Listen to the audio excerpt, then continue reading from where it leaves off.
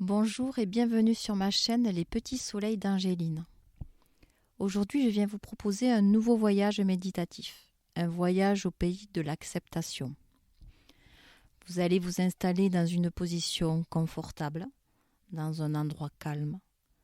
Veillez à ne pas être dérangé. Fermez vos yeux et laissez votre corps se relâcher. Prenez une profonde inspiration en gonflant le ventre et la poitrine, puis soufflez par la bouche. Une deuxième fois, inspirez par le nez, expirez par la bouche pour évacuer toutes vos tensions. Et une dernière fois, à votre rythme,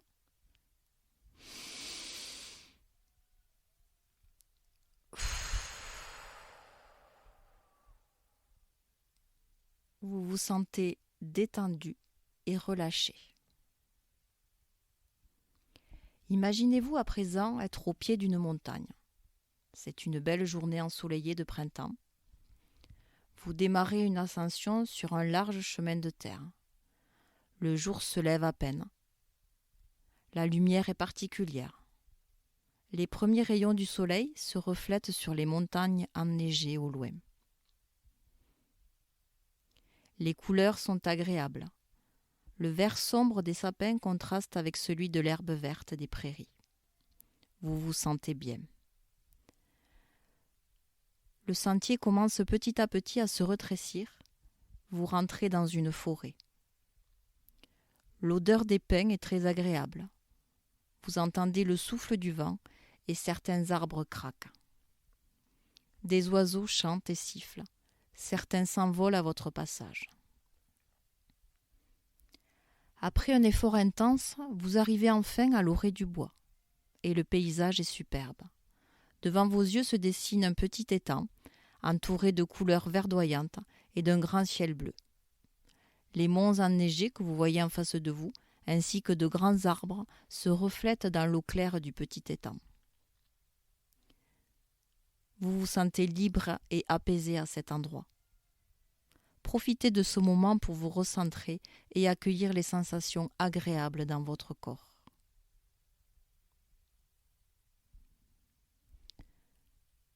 Vous marchez à présent dans une prairie remplie de petites fleurs jaunes et blanches.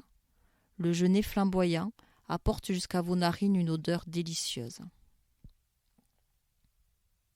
En face de vous, les montagnes majestueuses vous surplombent. De petits nuages blancs se sont formés tout autour d'elles. Vous entendez au loin un bruit sourd, et plus vous vous rapprochez, plus les sons sont distincts. De l'eau coule très près. En effet, votre route est à présent coupée par un petit torrent de montagne, où l'eau coule abondamment. De nombreuses pierres sont joliment posées tout le long du petit ruisseau. Vous vous servez de plusieurs d'entre elles pour traverser. Le bruit de l'eau est très fort. Au passage, vous trempez votre main dans l'eau bien fraîche.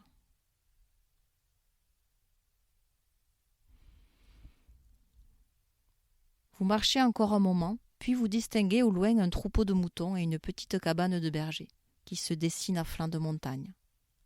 Cette petite cabane est toute en pierre, simple et charmante à la fois. Elle est habillée de jolis volets bleus et des pots de fleurs colorées sont suspendus aux fenêtres. Appuyé à l'entrée de la cabane se tient un vieux monsieur, un peu rond, une belle moustache blanche et pointue, un petit veston en cuir et une jolie casquette assortie. Il semble sortir tout droit d'un film de Pagnol.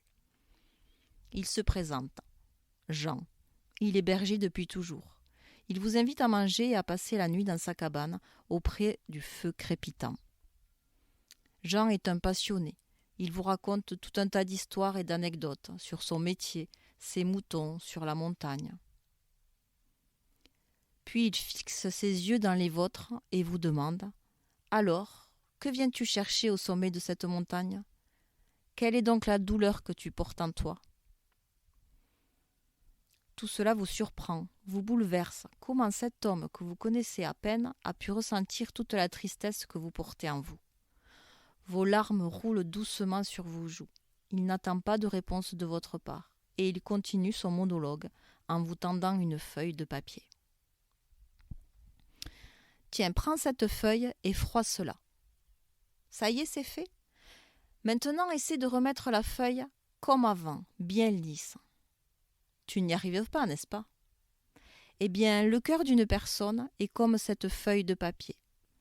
Une fois que tu lui as fait du mal, il est difficile de le retrouver comme tu l'as connu.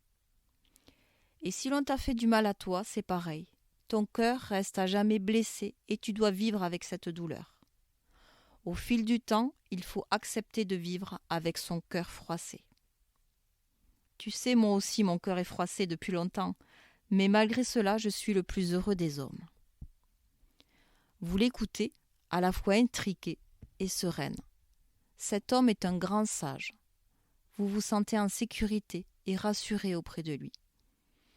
Il dégage une bienveillance et une générosité naturelle. Puis il vous demande « Connais-tu le conte des 3 portes de la sagesse ?» Eh bien, je vais te le raconter. Un roi avait pour fils unique un jeune prince, courageux, généreux et intelligent. Pour parfaire son apprentissage de la vie, il l'envoya auprès d'un vieux sage. « Éclaire-moi sur le chemin de la vie, demanda le prince. Mes paroles s'évanouiront comme les traces de tes pas dans le sable, répondit le sage. Cependant, je veux bien te donner quelques indications. Sur ta route, tu trouveras 3 portes. Lis les préceptes inscrits sur chacune d'elles. Un besoin irrésistible te poussera à les suivre.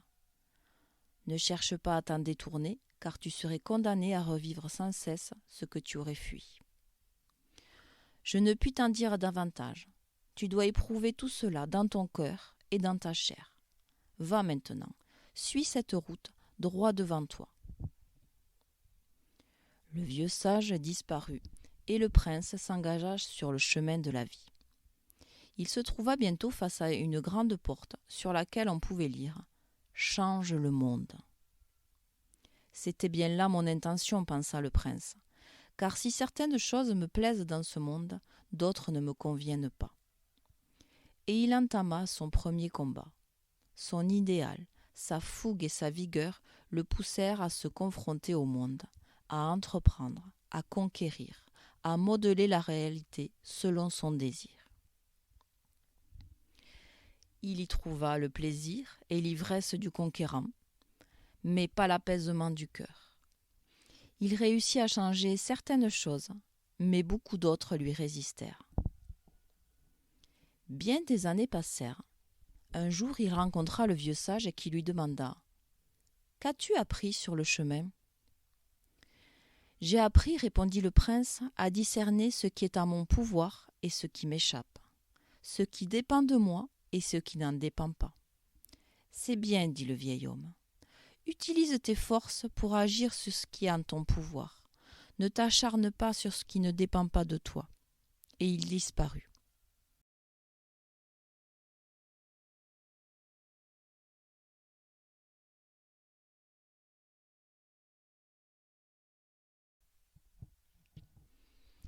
Peu après, le prince arriva devant une seconde porte. On pouvait y lire « Change les autres ». C'était bien là mon intention, pensa-t-il. Les autres sont source de plaisir, de joie et de satisfaction, mais aussi de douleur, d'amertume et de frustration.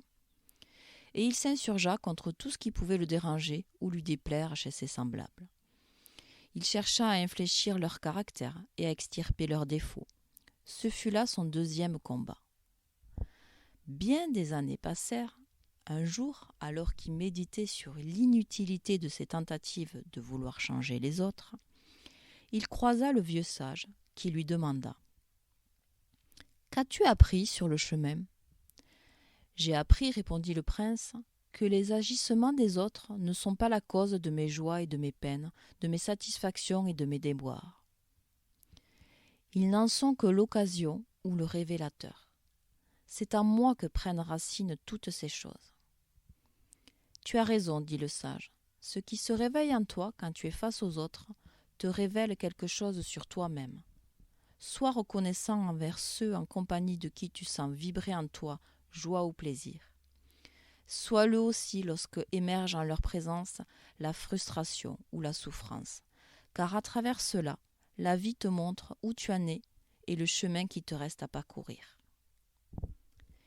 Et le vieil homme disparut.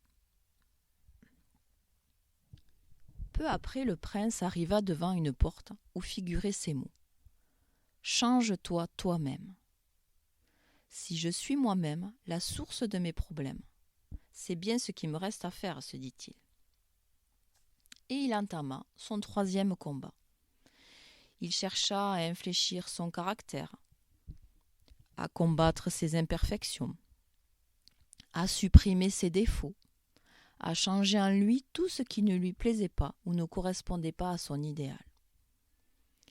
Après bien des années de ce combat, où il connut quelques succès, mais aussi de nombreux déboires, le prince rencontra le sage qui lui demanda « Qu'as-tu appris sur le chemin ?»« J'ai appris, répondit le prince, qu'il y a en nous des choses qu'on peut améliorer, d'autres qui nous résistent et qu'on n'arrive pas à briser. »« C'est bien, dit le sage. »« Oui, poursuivit le prince, mais je commence à être las de me battre contre tout, contre tous, contre moi-même.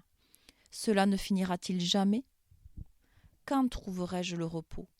J'ai envie de cesser le combat, de renoncer, de lâcher prise. » « C'est justement ton prochain apprentissage, dit le vieux sage. Mais avant d'aller plus loin, retourne-toi et contemple le chemin parcouru. » Et il disparut. Regardant en arrière, le prince vit dans le lointain la 3e porte et s'aperçut qu'elle portait sur sa face arrière une inscription qui disait « Accepte-toi toi-même ». Le prince s'étonna de ne pas avoir vu cette inscription lorsqu'il avait franchi la porte la première fois dans l'autre sens. Quand on combat, on devient aveugle, se dit-il. Il vit aussi, gisant sur le sol, éparpillé autour de lui, tout ce qu'il avait rejeté et combattu en lui, ses défauts, ses ombres, ses peurs, ses limites, tous ses vieux démons. Il apprit alors à les reconnaître, à les accepter, à les aimer. Il apprit à s'aimer lui-même, sans plus se comparer, se juger, se blâmer. Il rencontra le vieux sage qui lui demanda « Qu'as-tu appris sur le chemin ?»« J'ai appris, répondit le prince, que détester ou refuser une partie de moi, c'est me condamner à ne jamais être en harmonie avec moi-même. J'ai appris à m'accepter moi-même, totalement, inconditionnellement. » « C'est bien, dit le vieil homme, c'est la première sagesse. Maintenant, tu peux repasser la 3e porte. » À peine arrivé de l'autre côté, le prince aperçut au loin la face arrière de la 2e porte et il y lut « Accepte les autres. » Tout autour de lui, il reconnut les personnes qu'il avait côtoyées dans sa vie, celles qu'il avait aimées et celles qu'il avait détestées, celles qu'il avait soutenues et celles qu'il avait combattues. Mais à sa grande surprise, il était maintenant incapable de voir leurs imperfections, leurs défauts, ce qui autrefois l'avait tellement gêné et contre quoi il s'était battu. Il rencontra alors le vieux sage. « Qu'as-tu appris sur le chemin ?» demanda ce dernier. « J'ai appris, répondit le prince, qu'en étant en accord avec moi-même, je n'avais plus rien à reprocher aux autres, plus rien à craindre d'eux. J'ai appris à accepter et à aimer les autres totalement, inconditionnellement. » « C'est bien, dit le vieux sage. C'est la 2e sagesse. Tu peux franchir à nouveau la 2e porte. » Arrivé de l'autre côté, le prince aperçut la face arrière de la 1re porte, et il y lut « Accepte le monde. » Curieux, se dit-il, que je n'ai pas vu cette inscription la première fois. Il regarda autour de lui et reconnut ce monde qu'il avait cherché à conquérir, à transformer, à changer. Il fut frappé par l'éclat de la beauté de toutes choses, par leur perfection. C'était pourtant le même monde qu'autrefois. Était-ce le monde qui avait changé ou son regard ? Il croisa le vieux sage qui lui demanda « Qu'as-tu appris sur le chemin ?» J'ai appris, dit le prince, que le monde est le miroir de mon âme, que mon âme ne voit pas le monde, elle se voit dans le monde. Quand elle est enjouée, le monde lui semble gai. Quand elle est accablée, le monde lui semble triste.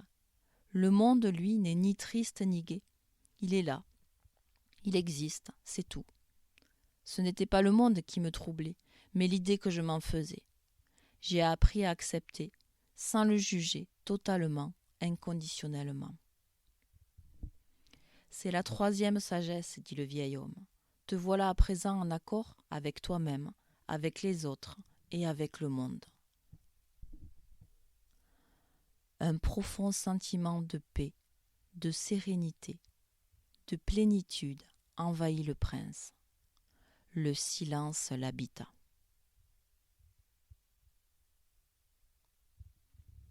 Tu es prêt maintenant à franchir le dernier seuil, dit le vieux sage, celui du passage du silence de la plénitude à la plénitude du silence. Et le vieil homme disparut. Voilà, c'était le conte des 3 portes de la sagesse. La nuit est en train tout doucement de s'installer sur cette cabane de berger, perchée à plus de 1500 mètres d'altitude. Vous remerciez votre hôte et vous vous accordez un moment de solitude, un moment de plénitude et de silence, enroulé dans une couverture à la lueur des étoiles. D'ailleurs, elles remplissent le ciel de leur brillance ce soir. Vous vous remémorez cette soirée surprenante et surtout vous accueillez les paroles de ce berger qui vous semble à présent infiniment juste et rassurante. Vous pourrez, dès que vous en ressentirez le besoin, revenir auprès de ce berger dans cette cabane à flanc de montagne. Retenez de ce voyage que l'acceptation est la clé. Accepter les autres, accepter le monde et s'accepter soi-même. N'essayez pas de résister, de contrôler, de lutter ou de changer les choses. Il faut lâcher prise et sortir de la notion de contrôle. Vous ne pouvez pas tout contrôler, ni ce que font les autres, ni ce qu'ils pensent, ni ce qu'ils disent, ni leurs choix, ni leurs actes, ni les injustices, ni la maladie, ni la mort. Parfois, vous n'avez pas d'autre choix que d'accepter ce qui est. C'est la seule possibilité. Mais n'oubliez pas, vous avez néanmoins un grand pouvoir. Vous avez le contrôle sur vos propres sentiments, vos réactions, vos émotions, vos pensées, vos comportements, vos idées, vos décisions et vos actions. Et c'est là votre force. N'oubliez pas non plus que quelle que soit votre difficulté actuellement, accepter, c'est reconnaître que pour le moment, les choses sont comme elles sont et non comme vous voudriez qu'elles soient. Ce voyage méditatif est à présent terminé. Vous pouvez reprendre conscience de la pièce dans laquelle vous vous trouvez, des bruits extérieurs qui arrivent jusqu'à vous. Vous pouvez tout doucement bouger les mains, les pieds et reprendre tout doucement le cours de votre journée. À très bientôt sur ma chaîne. Prenez bien soin de vous.